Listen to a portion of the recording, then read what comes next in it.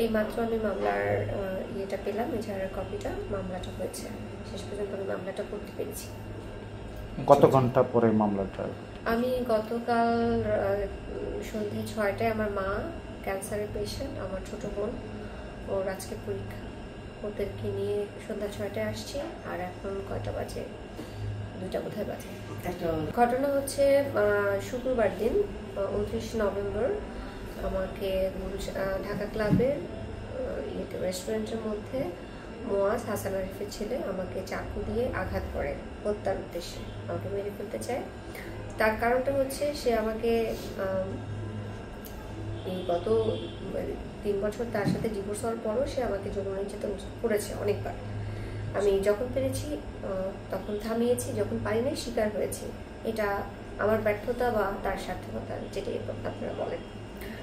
তো এবার যেটা হয়েছে, এবার আমার বাচ্চা ছিল, মাইনিং, এটা পাবলিক প্লেস, সব কিছু মিলিয়ে আমি অনেক ডিস্টার্ব ছিলাম, আমার জ্বর ছিল।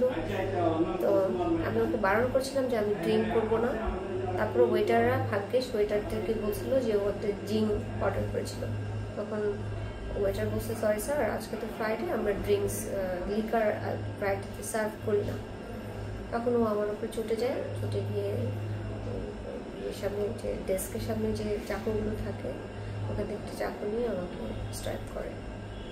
নীলা ইসরাফি উনি লিখিত অভিযোগ নিয়ে এসে আমাদের কাছে দেয় যে তার এক্স হাজব্যান্ড সে তাকে ফিজিক্যালি অ্যাসল্ট করেছে, মারধর করে ঘটনা করেছে।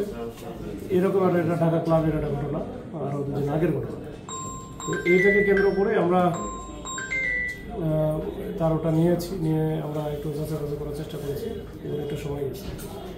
আমরা এখন মামলাটা রুজু করেছি, মামলা নম্বর 2 তারিখ আজকে মামলা রুজু হয়েছে।